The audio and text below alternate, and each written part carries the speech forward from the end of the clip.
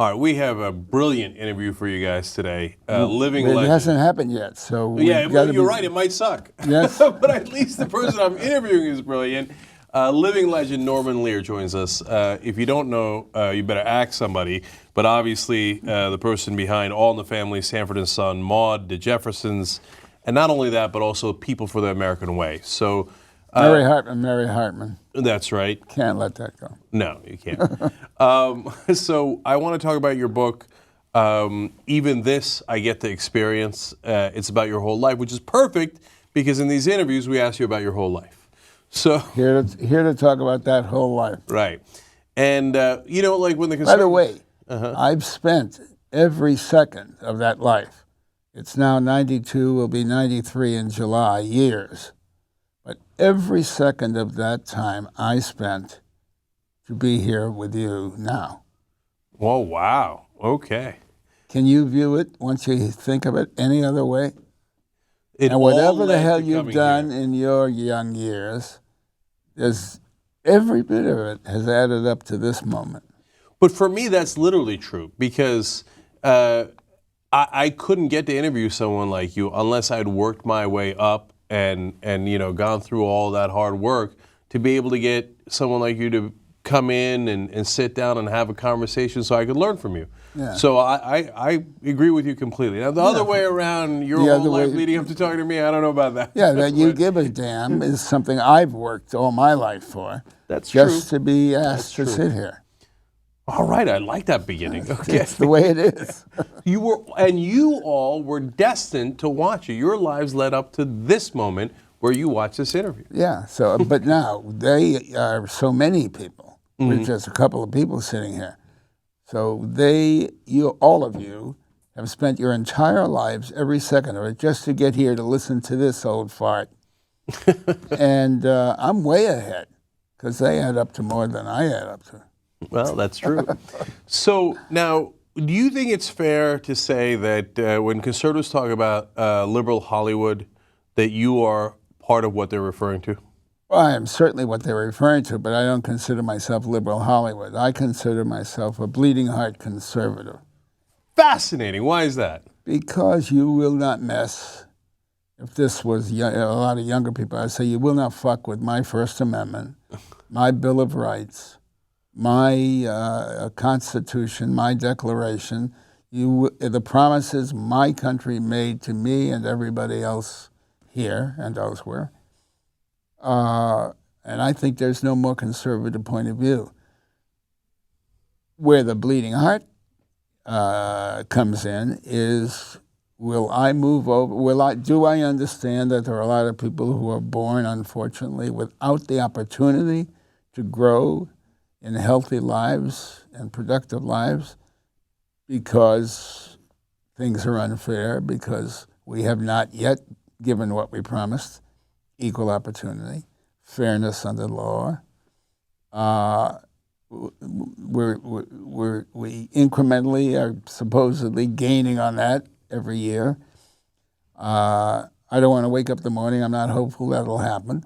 Mm-hmm. So, but it hasn't. Mm-hmm. And so that's where the bleeding heart comes in. Don't worry, I got your back. We're gonna fight for equality of opportunity. We're gonna fight for free and fair elections, and we're gonna win. Now, let's go all the way back, because look, these shows that you produced, so many of us grew up with, including me. Moving Including on. me. Yeah, moving on up to the Upper East Side.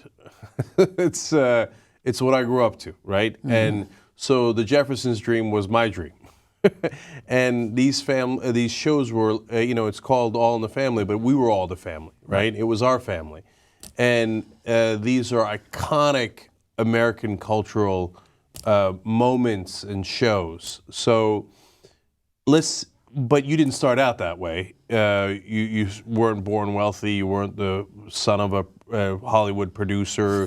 No. Okay, so let's talk about how you got there. So, what conditions were you born in under? Who were your parents? Well, I was a kid of the Depression. My father had several brothers. They were all pretty much belly up. The greatest compliment, when I was a kid, the greatest compliment paid to an adult male was, he's a good provider.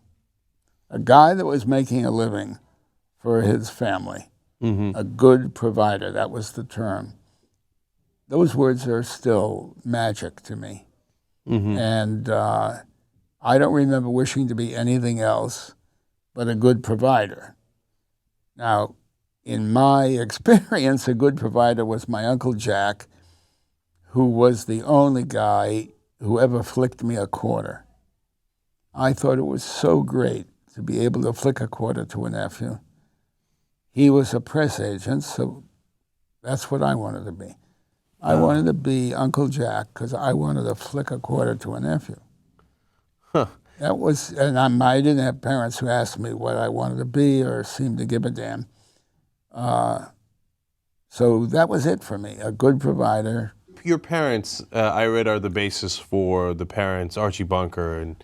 Well, my father, there was Archie Bunker and him, yeah. He used to call me the laziest white kid he ever met.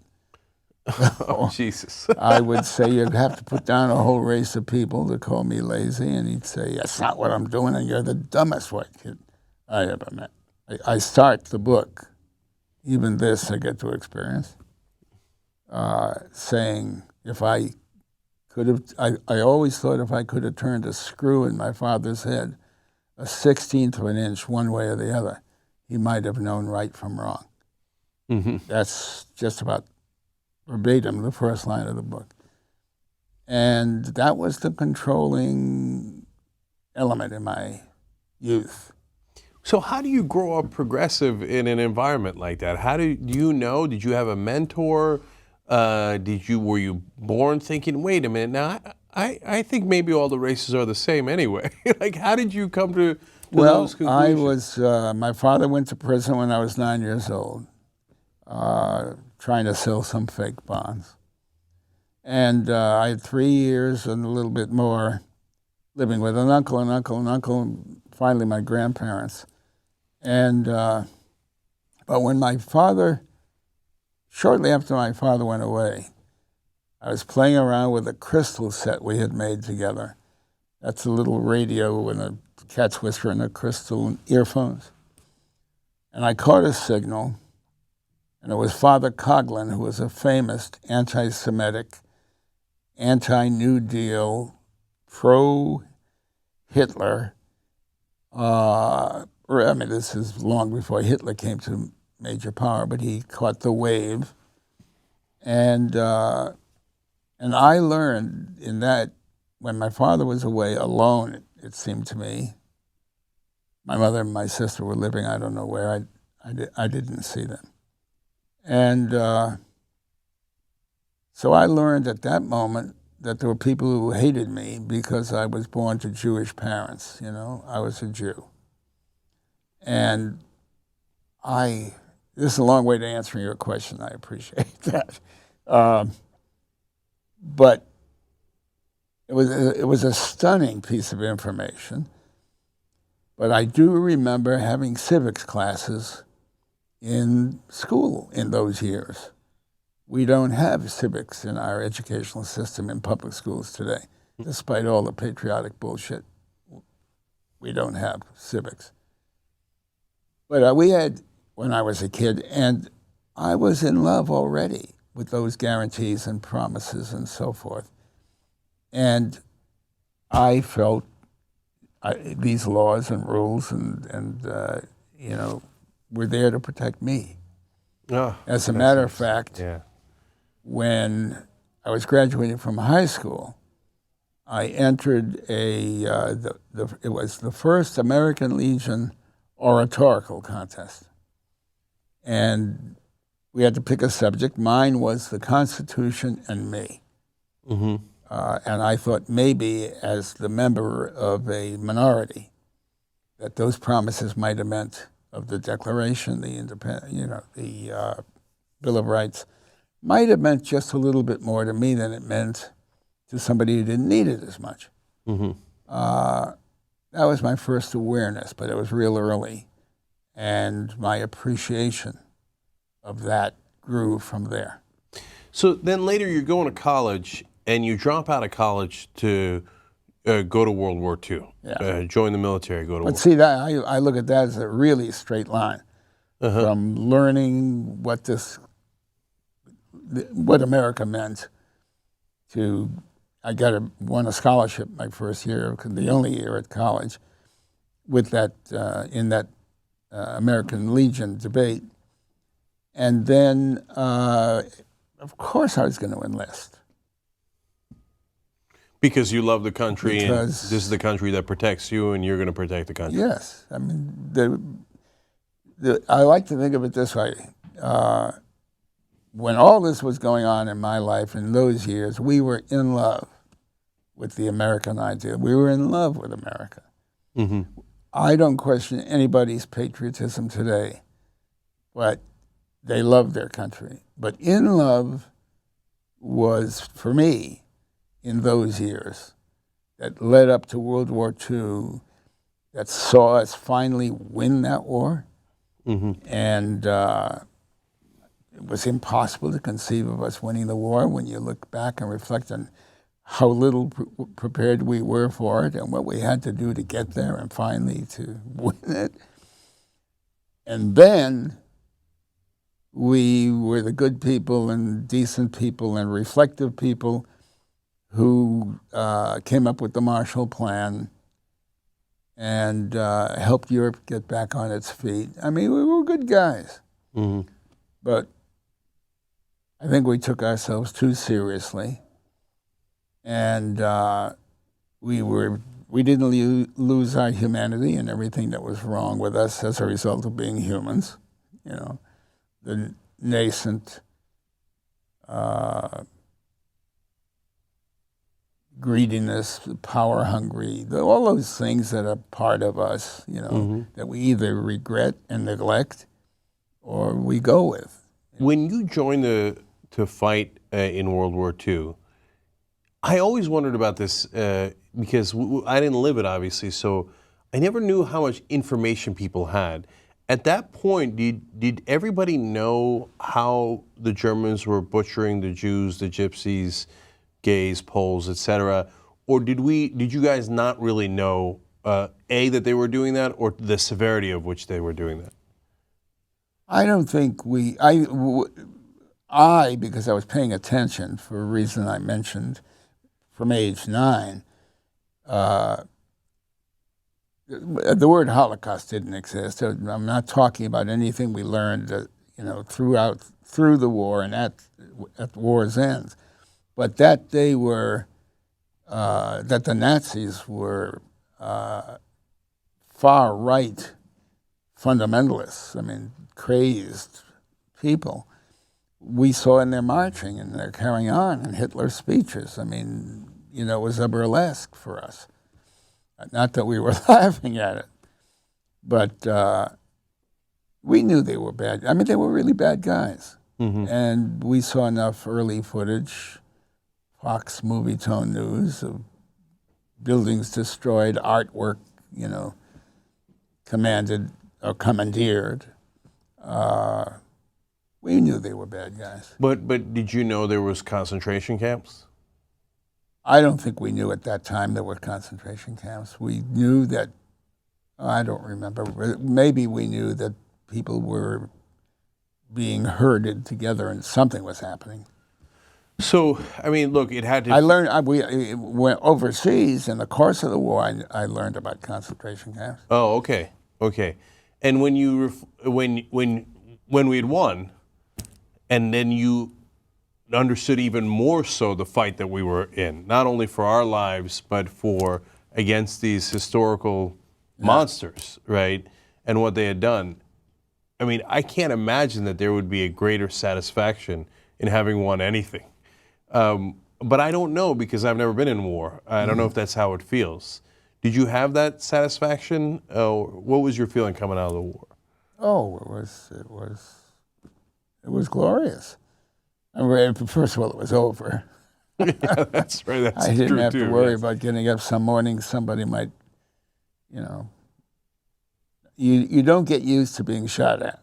Mm-hmm. from the ground, from the air. It's nothing you get used to. So You flew combat missions, I right? flew 52 combat missions. Mm-hmm. Yeah. And,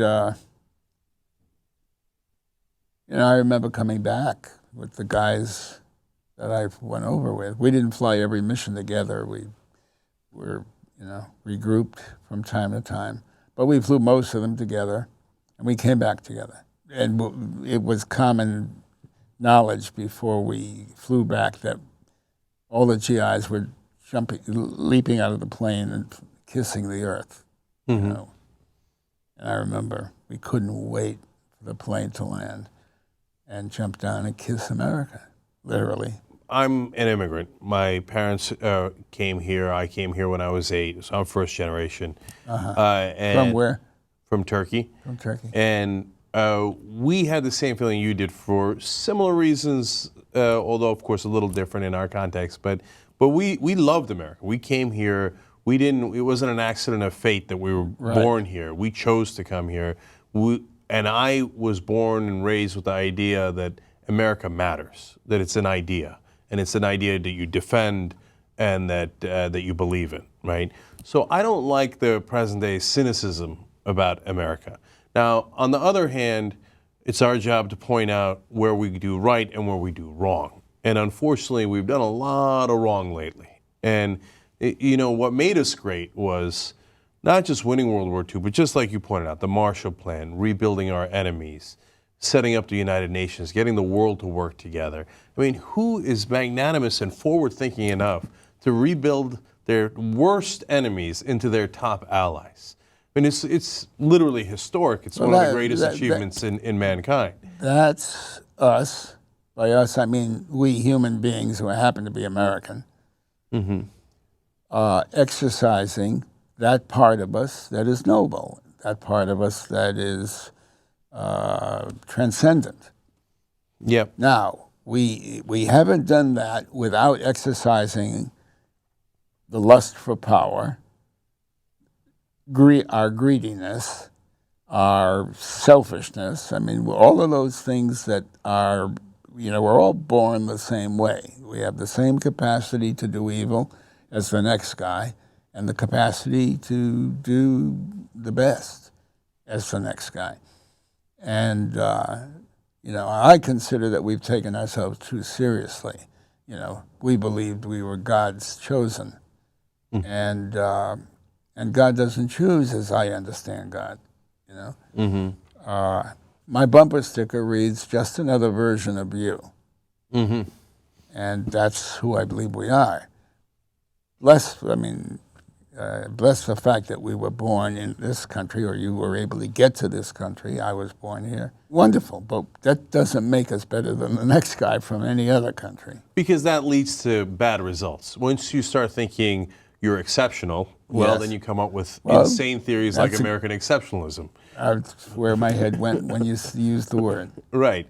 And so now we think, well, that's okay. We can start wars because we're exceptional, right? We mean to do well as we bomb your civilians and start wars we never should have started. And so we've got drunk with that power. I was going to say a little bit, but not really a little bit, a lot. We got drunk on our idea that we were more moral than others, which is ridiculous. We're all human beings, as you point out. So now, as you dropped out of college, dropped out of what you were doing and the success you had to join the military, if it was today, would you join the military today or no? I went to go to Afghanistan or Iraq or I don't know what I would. I wouldn't join the military. I would wish to find the best way I could to object. On Memorial Day, I heard so many of members of the Congress or politicos or something with the flag pin. They wouldn't be American without the flag pin. And that's, all you need is the flag pin and say, "Bless our men and women in uniform," and all of that bullshit. But send them over there for nothing. and for less than nothing to be killed. Yeah. So now let's talk about your career. So you come back and My career? What about my career? so you wanted to be in PR because of Uncle Jack, Yeah. and so you came to LA to be in PR, not necessarily to. When to I make was shows. in Foggia, Italy, between missions, I stood over in Foggia, a linotype printer, a printer picking letter by letter, spoke a little bit of a little Italian, and I sent out a sheet like that announced.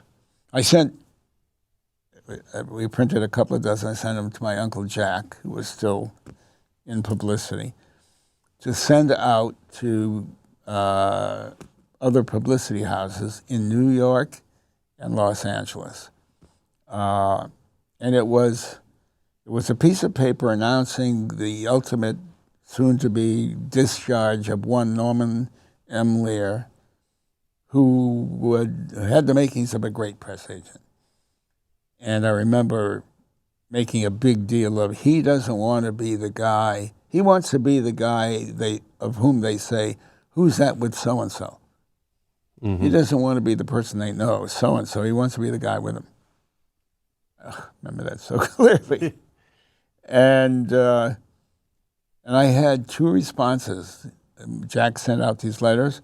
One was a job offer to this GI coming home from the war, and the other was an offer to meet. Didn't hear from the rest.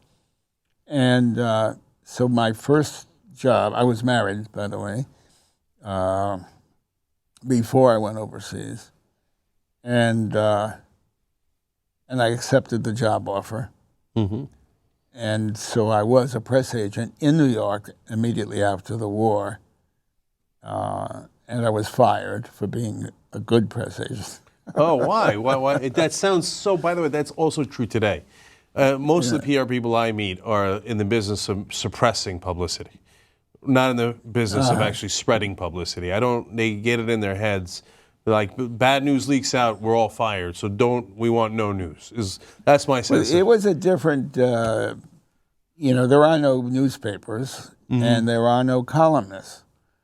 But in the years I'm talking about, there was, the name Walter Winchell, everybody seems to know. But there was a Leonard Lyons and a Dorothy Kilgallen and Dalton, somebody, and Louis Sobel. There were 15 major columnists. My job as a young press agent was to make up witticisms or sounds in the night, I remember Winchell used to use, so that they would quote our clients.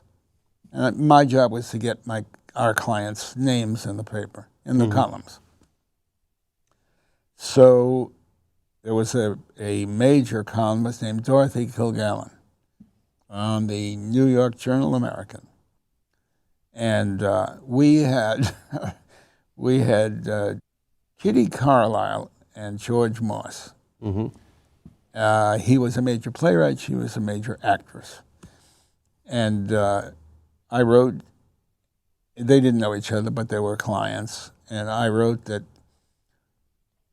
Kitty Carlisle gifted Moss Hart with a pocket flask measured to his hip while he napped. So somebody must have said, what the hell is this bullshit, Dorothy? To Kilgallen. And she called my boss, George Ross, and wanted to be fired.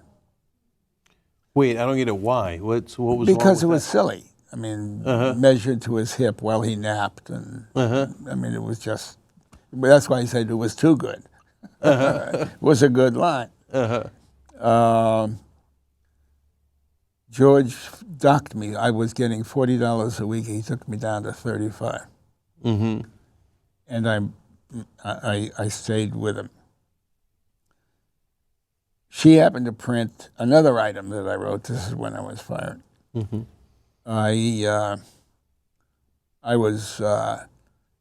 We had another client called, it was a Broadway review called Are You With It?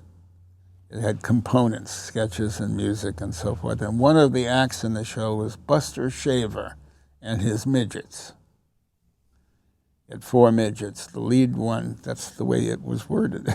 Yeah, I know. The lead midget was Olive.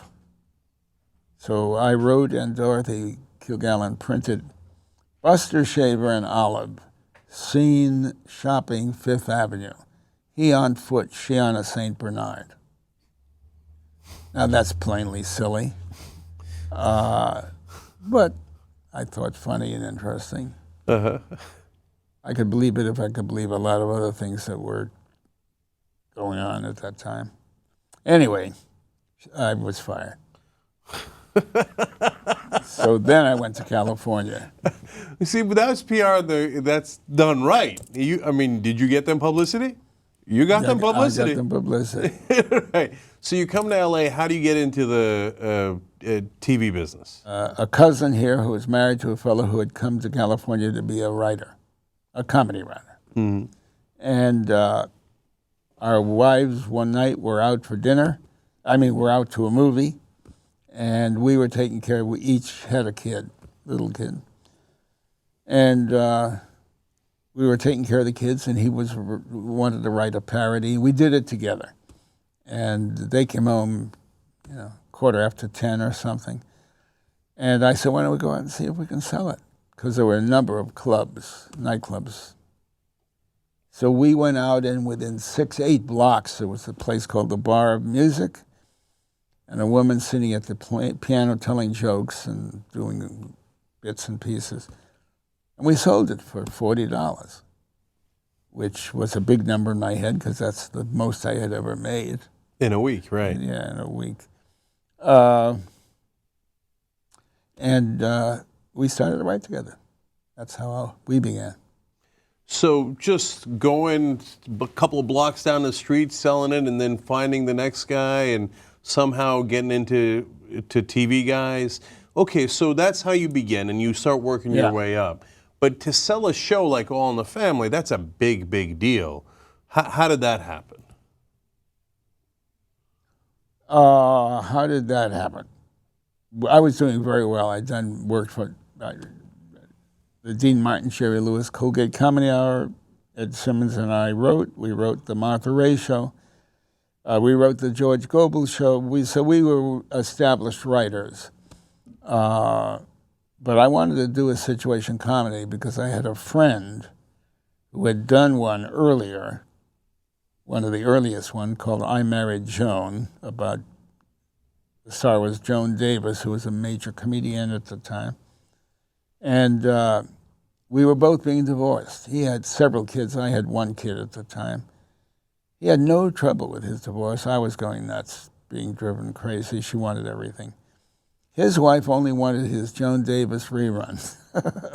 So I said, I've got to do a situation comedy. Because the reruns were so valuable. Because you own something.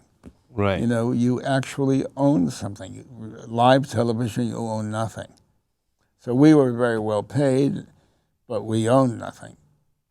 So when I read about this British show, Till Death Do Us Part, it was called, about a father and son who argued about things political, and I thought about my dad and me, how did I never think about that? So that's how it came about. So how controversial was it at the time? We are on page 121 now. Of the book. Even this, I get to experience. I want to be very careful I don't tell every fucking story. I'm going to try to get I want you to read the book. Okay. All right. We'll speed up in a minute. And no matter what I do here anyway, it's a better read. I hear you. Absolutely. Or I did my own reading of the book for cassette or DVD. All right, so everybody get that. Even this, I get to experience. Right. So I'm not sure that Archie, that All in the Family could be on the air today, because it was very controversial. I look back at some of the episodes and I go, wow, they got to say that on TV, especially back then. Yeah. So how controversial was it? Did it cause problems? Was it an issue on whether it was allowed to be on air? Never. The only places that it caused problems was where people were thinking for other people. the program practice is a euphemism in television for censor, basically. That department where somebody was reading a script and was interpreting for his boss what that boss thought should be on CBS, let's say, who in turn was answering to somebody north of him, and there were 5 steps to get to the top. So these were people who were not even exercising their own opinions. They were trying to outthink the guy they worked for, or the woman they worked for. Well, it was all guys they worked for. So to understand that is to understand, if you give into it, where you think seriously, wait a minute, I know American families. I know what they're talking about. I know what their problems are. There's nothing I'm saying here that you couldn't hear in a schoolyard anywhere in the country, and they didn't want you to do it. It didn't take a lot of strength to fight it. So, do you think a show like that could be on the air now? I feel like the right wing would say, "How dare you? This is, it's, stereotypes of what people think, and it's outrageous." I feel like people who are showrunners who are currently involved in television tell me they agree with you. They don't think it could be on today. I'm not in the business, so I don't know, but that's what I hear. It's hard for me to believe, because I think and I do see things that are, South Park is, strongly political. That's true. That's true. And that's, I guess, maybe a difference between cable and network, and maybe the networks are still a little bit more skittish. Well, I guess you can do a little more with animation anyway. Yeah, they don't seem like real characters, yeah, right? But they're very real if you're paying attention. What do you think is how do you view the state of television now? Do you like it? I think it's the golden age. I think this glorious, but television isn't 3 networks anymore. It's all the streaming and all of the other language, and I don't understand the business well enough to make sense of it. But I know there are a lot of great shows to watch. What's your, outside of your own, what's your favorite sitcom? Maybe South Park, maybe Family Guy. I love Seth MacFarlane's work. Wow, okay. I think the Book of Mormon on Broadway, which is the guys who do South Park, Trey Parker, Matt Stone, is the greatest gift to sanity we have today. Hear, hear. How about favorite drama on television, ever? Well, I don't know, ever. There's so many. How do you can't stop. You can't not think of The Sopranos. You can't not think of The Wire. My God. Today, what is Jill Soloway doing? What's her show? Transparent. Have you seen Transparent? No, I haven't. It's fabulous.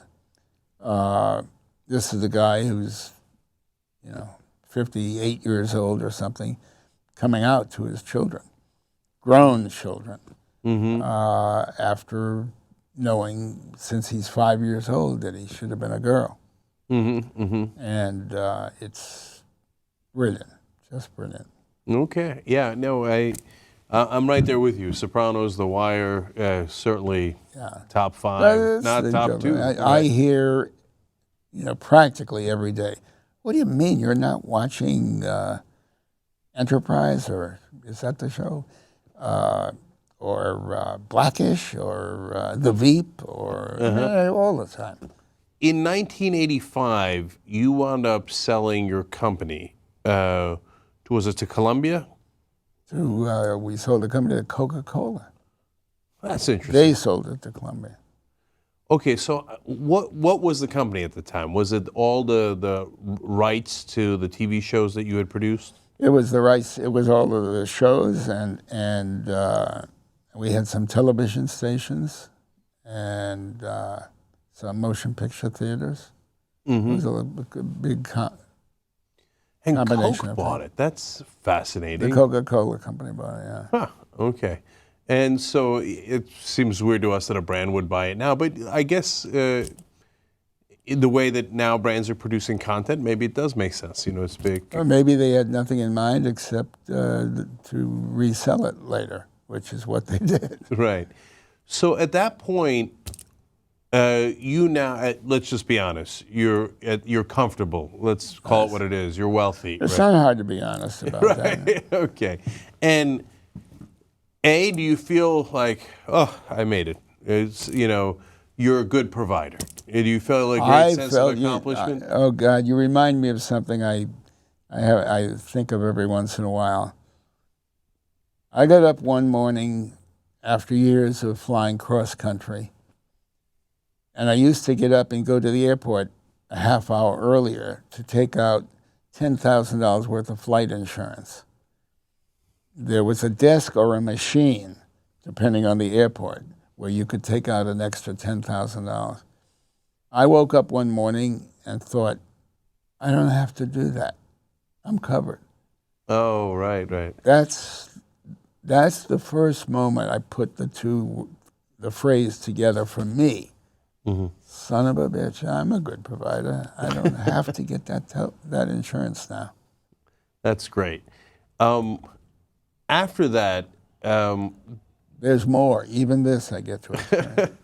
So, did you feel like, looking back on it, was it the right decision? Did you think like, well, good, I was a good provider, I had a sense of accomplishment, and then from then on I could do what I wanted? Or did you have any regrets, like, oh, I wish I'd have held on to it because I'd have done different things with it? To the extent that I have regrets, it's just exactly the way you said. Oh, I wish I had 2 more years. But that fast, that flip, that unimportant. Sitting here, I said this when I was married to my wife. I had 3 grown daughters at the time who were sitting there also. When I met the woman I'm married to now, some 28 years ago. And I heard myself say, and I could say again, I don't regret. I'd like to applaud and bless every person I ever had any contact with, or every moment that led to this. Because if I can feel great in this moment, I can't regret anything that got me here. That's exactly the way I feel sitting here. Okay. That makes a lot of sense. Now, then you shifted from doing day-to-day TV shows to doing a lot more political things, like People for the American Way, an amazing organization. That came out of a deep concern, going back to the very beginning, of the misuse of religion and the mixture of politics and religion, because my country said we will not do that. You know, there will be a wall of separation between religion and politics. And wherever we see the mischief of politics and religion, we see trouble. So when Jerry Falwell and Pat Robertson and that group started to proliferate across television, I was initially amused.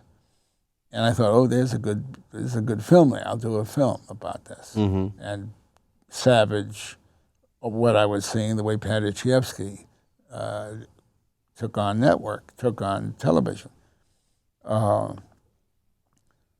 But then I saw one of them ask his congregation, video congregation, to pray for he went like this, removal of a Supreme Court justice. And I thought, it'd take me 3-4 years to do a film. I got to do something before that. So I made a TV spot in which a working guy, it was just a 60-second TV public service announcement, in which a working guy said that he and his wife and his kids argue about politics all the time around the kitchen table. And now there were ministers saying you were a good Christian or a bad Christian, depending on your political point of view. and he's very confident his wife is a better Christian than he was. But the ministers and he agree on everything. So he wound up saying, there's got to be something wrong. When anyone, even a preacher, tells you you are a good or a bad Christian, depending on your political point of view, that's not the American way. And I took it to Father Hesburgh at Notre Dame because I knew him, and I showed it to him, and he thought it was wonderful. And he gave me the names of some other mainline church leaders to visit. But he also said, in addition to what my concerns, political concerns, I would find that mainline church leaders were concerned about the way they misuse Scripture. There was another word, not misuse, stronger than misuse Scripture, and could never forget that. And in somebody's office, somebody said, "I love that PSA."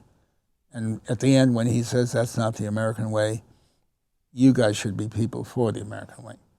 So that's how, I didn't get up any morning and decide to start an organization. I did what I do, and it came as a result.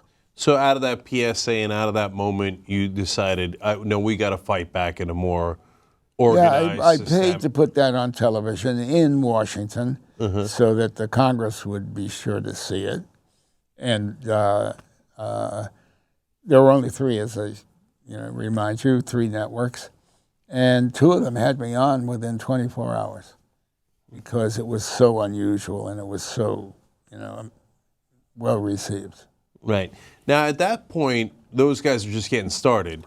But as it turns out, they grew and grew in power and pushed the country further and further right wing. What do you think went wrong? Why did they accumulate that much power? Because there were other elements in the culture that knew how to use them, knew how to fund them for their own purposes. The fundamentalist thinking and the fundamentalist political thinking, fundamentalist religious thinking. And there's this mesh of interests. They supported each other, and they continue to support each other. And General Eisenhower, who was my commanding general in World War II, and 2-time Republican president of these United States, you can't mention one time he was mentioned in the 2008 elections, 2012. I don't know before that. I haven't checked. And now, I know there are 103 people running for the Republican nomination now. There is nobody mentioning Dwight David Eisenhower because as he left office, he warned us about the potential for the too much influence of the military-industrial complex. The phrase was his invention. And in his first draft, he referred to it as the military-industrial congressional complex. Yep, and there we sit now. And I believe that confluence of interests is what today has us by the throat.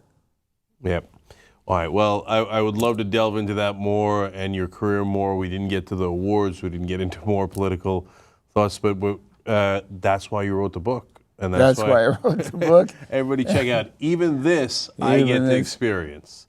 So check out the audio cassette, the book itself, Norman Lear, literally a living legend. Thank you so much for joining us on the Young Turks. Thank you. I know about the living, not sure about the legend.